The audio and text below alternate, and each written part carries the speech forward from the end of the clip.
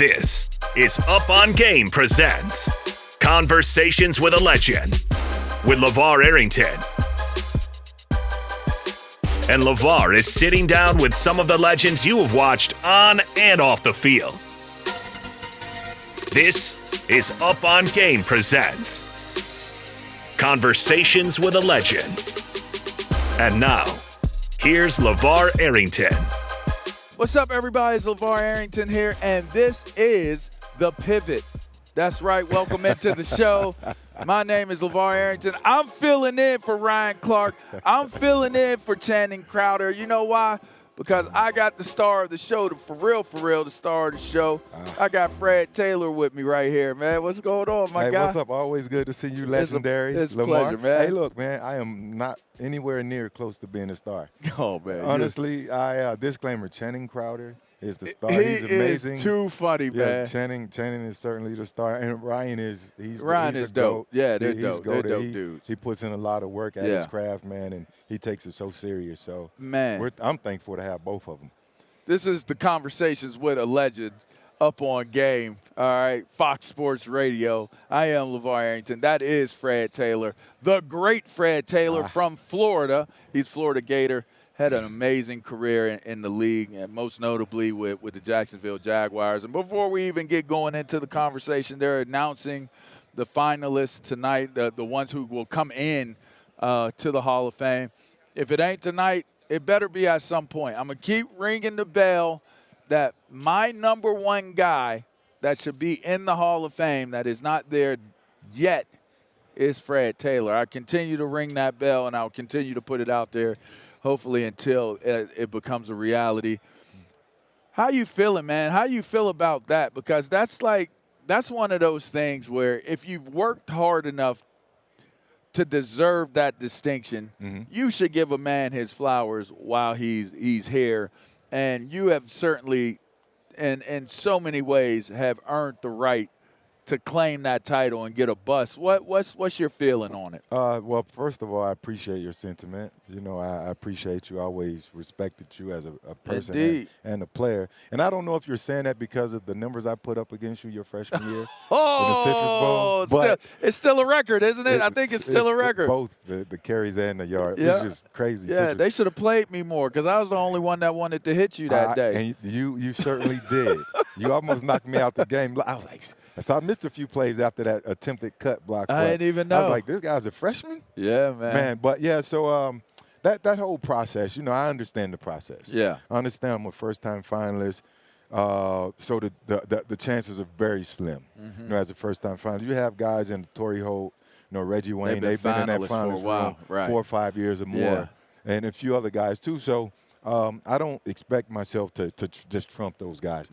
When you make that final 15, everyone's deserving. You getting in. Everyone's deserving. You're going to get in. And the big thing, LaVar, is that there's no real, you know, foundational criteria. Like, what is it? So what that does is it sends it over, it kicks it over to a subjective category. Sure. And not saying there are certain biases, but, you know, but the selectors have a hard time. Biases, They have a hard time saying, these 15 guys, he can do this, he did this, he did this, he did this. A guy who has had an amazing year under the radar, unless you're a football fan, you know better, London Fletcher. Why wasn't he a finalist? He has 2,100 tackles right there with Ray Lewis. Right there with Ray. He's never been a finalist. So it's about getting that room, letting them hear the conversation, your presenter presenting your case. And I have a strong case, in my opinion. Yes, you do. I think it lacks some Pro Bowls, but if we want to weigh it on that, then again, what's the criteria? That's an issue. But yeah, the process is the process. It'll handle itself.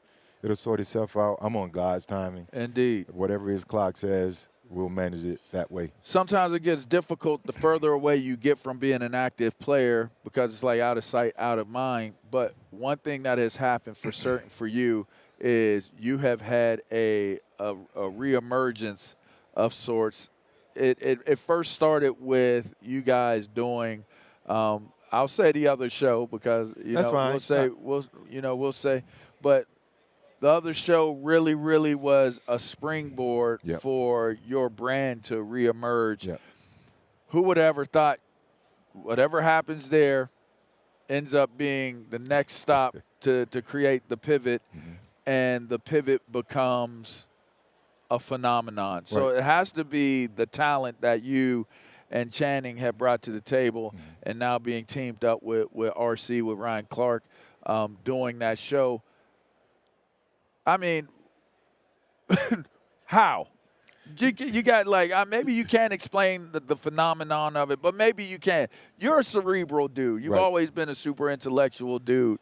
Can you explain the phenomenon of what the pivot is and how that came about? Well, I mean, I think with the other show, I'm Athlete, obviously, it was a great product. Starting out, we just didn't go that extra step because we were just buddies.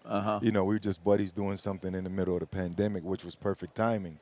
And, you know, that sort of just kind of fell apart because of some business issues. And then we said, hey, we got to pivot. You know, we got to pivot. So we reached out to Ryan, who we had known, and Channing and myself, we decided to go with Alicia, who's the producer from the other show. She has 12, 13 Emmys from NFL films. Wow. So she's a beast at what she does. So he's like, all right, let's create a team. You know, we sat down, said, all right, what's going to be the name? And I said, let's call it The Pivot. That's what we're doing. You know, accept, adjust, move forward. That's our mantra. Yeah. So, and that's what we all decided to do. Man? I got you. I got your merch. I got merch actually back in the room. We're doing some stuff over at the Aria. But yeah, so we understood the importance of relationships. Yeah. You know, much like the reason I'm here today, working with Crown Royal, have a relationship and a partnership with them that I've been a part of for a while. Talk about it. So, go ahead. So Crown Royal is an amazing company, as you know, is a great brand. That's a part of our culture, our community. You know, the Crown Royal. That's that oil. You know what I mean? You better Crown Royal oil. Yeah, you better believe it. But no, last night we were at the NFL Soulful Celebration. Okay. I was able to present to Nate Burleson a lifetime achievement. Nice. He's out here killing it. Yeah, Nate's amazing. Yeah.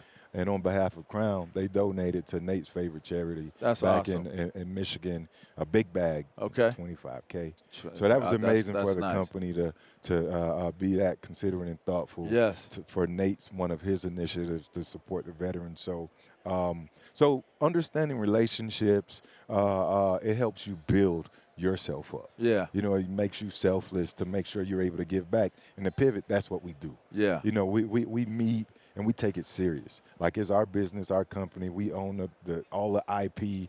It's us. Yep. So we want it to be reflective of us. You know, we want to give back. Just taking the time to be observant in the conversation. Whatever Ryan is saying, how he's setting us up. He's the driver. Yep. Channing, he's always that wild card. You never know what you're going to get, but he's always going to be here. Right. And myself, I try to meet everyone in the middle and kind of settle the OG. and kind of straight reinforce OG. things from, you know, my view on things. So at the end of the day, we want to make sure it's a great product, that the content is always real, it's not scripted. We say, hey, let's talk about this. We connect, and that's the conversation. But we lead with the fan in mind, always in the forefront. Make sure y'all check out The Pivot. That's Fred Taylor, the GOAT, the soon-to-be Hall of Famer. He better be a Hall of Famer, y'all. All right? I appreciate you, bro. Keep supporting him. Hey, follow it on IG, The Pivot. Follow it on YouTube. Is it on YouTube? YouTube. That's the y'all's platform where y'all push it. Spot. That's the big landing spot. That's the people that's cutting the check, you know, for what they got going on, because they probably got a gazillion people watching the show. This is Up on Game, Conversations with a Legend. I am LaVar Arrington. Stay tuned. It doesn't get any bigger than Fred Taylor, but I'll tell you what, we're still going to have some conversations. That's right. Y'all be well. We'll be back.